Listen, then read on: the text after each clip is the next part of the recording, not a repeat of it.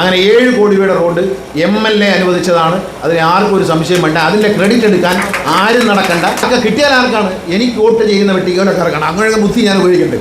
Credit എടുക്കാൻ ആരും ഇങ്ങോട്ട് വരണ്ട എന്ന് ഗതാഗത വകുപ്പ് മന്ത്രി KV ഗണേഷ് കുമാർ വെട്ടിക്കവല ഗ്രാമപഞ്ചായത്തിലെ വികസന സദസ്സും അതിദരിദ്രമുക്ത ഗ്രാമപഞ്ചായത്ത് പ്രഖ്യാപനവും ഉദ്ഘാടനം ചെയ്ത് സംസാരിക്കുകയായിരുന്നു മന്ത്രി.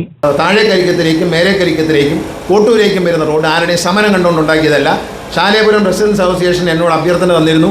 അവിടുത്തെ മെമ്പർമാർ എല്ലാ പഞ്ചായത്തിലെ മെമ്പർ അപേക്ഷ തന്നു. കരിക്കത്തേക്ക് കൊണ്ടുവരാൻ തീരുമാനിച്ചപ്പോൾ ഞാൻ തന്നെയാണ് അത് കോട്ടൂരേക്ക് കൊണ്ട് നമ്മുടെ ഒരു പട്ടികജാതി നഗരമൊക്കെ ഉണ്ട്, അതുവഴി താഴോട്ട് വരണം. നമ്മുടെ NSS താലൂക്ക് യൂണിയൻ പ്രസിഡന്റ് തങ്കോമ്പളച്ചേൻ്റെ അതിൽ റെസിഡൻസ് അസോസിയേഷൻ എന്നൊരു പരിപാടി വെച്ചിട്ടുണ്ട്. അതുവഴി താഴോട്ട് പോകുന്ന റോഡ് ആരുടെയും പേടിപ്പിക്കലല്ല. നവകേരള സദസ്സിൽ 7 കോടി രൂപ വരാമെന്ന് പറഞ്ഞു. എസ്റ്റിമേറ്റ് എടുത്തപ്പോൾ 6.5 കോടിയേ വന്നുള്ളൂ. 7 കോടിക്ക് വേറെ വർക്ക് കൊടുക്കാനില്ല. ഞാൻ രണ്ടാമത് എഴുതി കൊടുത്ത് ബാക്കിയും കൂടി എടുത്താണ് കോട്ടൂരേക്ക് കൊണ്ടുവന്നത്. അങ്ങനെ 7 കോടി രൂപയുടെ റോഡ് MLA അനുവദിച്ചതാണ്. അതിന് ആർക്കും ഒരു സംശയം വേണ്ട. അതിൻ്റെ ക്രെഡിറ്റ് എടുക്കാൻ ആരും നടക്കണ്ട. അത് നടക്കുന്ന കാര്യമല്ല. അത് അവിടുത്തെ ജനങ്ങൾക്ക് ബോധ്യം വേണം. അത് നമ്മൾ കാപട്യങ്ങൾ ഉപേക്ഷിക്കുക. ആർക്കെങ്കിലും അവർക്ക് പറഞ്ഞൂടെ എൻ്റെ അടുത്ത് ഉഷ കൊടുക്കരുത് BJP എന്നോട് പറയുമോ? പറയില്ല. ഞങ്ങൾ അങ്ങനെ പറയില്ല. ഉഷയ്ക്ക് ഒരു അംഗൻവാടി കഴിഞ്ഞു സാറേ ഒന്നുകൂടെ ഉണ്ട്, എന്നാ തന്നേക്കാം. ഒക്കെ കിട്ടിയാൽ ആർക്കാണ്? എനിക്ക് വോട്ട് ചെയ്യുന്ന വെട്ടികളൊക്കെ ഇറക്കണം. അങ്ങനെ ബുദ്ധി ഞാൻ ഉപയോഗിക്കട്ടെ. അത്രയും തലയ്ക്കാണ് ദിവസമുണ്ട്. എനിക്ക് വോട്ട് ചെയ്യുന്ന രാഷ്ട്രീയത്തിന് അതീതമായി, ജാതിക്ക് അതീതമായി, മതത്തിനെതിരായി എനിക്ക് വോട്ട് ചെയ്യുന്ന വെട്ടിക്കവർക്കാർക്കാണ് ഇതിൻ്റെ അംഗൻവാടിയുടെ ഗുണം. അല്ല ഉഷ അംഗൻവാടി പഠിക്കുന്നുണ്ടോ? ഞാൻ അംഗൻവാടി പഠിക്കുന്നുണ്ടോ? ഞങ്ങളാരും അംഗൻവാടി. പക്ഷേ നമ്മുടെ കുഞ്ഞുങ്ങൾക്കാണത്. സ്കൂൾ പണിയുന്നത് നമ്മുടെ കുഞ്ഞുങ്ങൾക്കാണ്.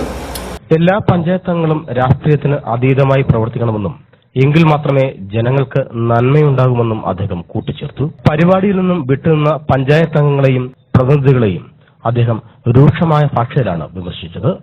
നമ്മളൊരു ഉദ്ഘാടനമായി വന്നു പോകുന്നു എന്നുള്ളതല്ലാതെ ഇത് മെമ്പർമാരുടെ പരിപാടിയാണ്, ഇത് സർക്കാരിൻ്റെ പരിപാടിയല്ല. പഞ്ചായത്താണെങ്കിലും ബ്ലോക്ക് പഞ്ചായത്താണെങ്കിലും ജില്ലാ പഞ്ചായത്താണെങ്കിലും രാഷ്ട്രീയത്തിന് അതീതമായി ഒരുമിച്ച് നിന്നുകൊണ്ട് ജനനന്മയ്ക്ക് വേണ്ടി ഒരുക്കിയതാണ്. അല്ലാതെ ജനങ്ങളോടൊപ്പം ആയിരിക്കണം ഒരു ജനപ്രതിനിധി. രാഷ്ട്രീയമൊക്കെ വേറെ കാര്യം. ജനങ്ങളാൽ തിരഞ്ഞെടുപ്പെടുത്തണം. അവൻ രാഷ്ട്രീയവും പറഞ്ഞ് ജാതിയും പറഞ്ഞ് നടന്നിട്ട് കാര്യമൊന്നുമില്ല. ആ അന്തസ്സോടുകൂടി അദ്ദേഹം പഞ്ചായത്ത് പ്രസിഡന്റാണ്. അദ്ദേഹം ബഹിഷ്കരിക്കാനൊന്നും പോയില്ല. അദ്ദേഹത്തിന് ഈ പരിപാടി നടത്തേണ്ടത് അസീസിൻ്റെ ചുമതലയാണ്. അസീസാണ് പഞ്ചായത്തിനെ നയിക്കുന്നത്. അതിൽ ഒരു തെറ്റും പറയാനില്ല. കാരണം അങ്ങനെ വേണം അന്തസ്സുള്ള ഒരു രാഷ്ട്രീയക്കാരൻ എന്നേ ഞാൻ പറയുള്ളൂ. അല്ലാതെ അല്പചിന്തയോടി വളരെ അല്പനെ പോലെ ചിന്തിച്ചിട്ട് നമ്മൾ ജീവിക്കരുത്. നമ്മൾ അല്പന്മാരാകരുത്. നമ്മളെ ഇവിടെ ഇരിക്കുന്ന എല്ലാ രാഷ്ട്രീയക്കാർക്കും ഇവിടെ കേരള കോൺഗ്രസ് ഉണ്ട്, BJP ഉണ്ട്, CPI ഉണ്ട്, CPM ഉണ്ട്, എല്ലാവരും ഉണ്ട്.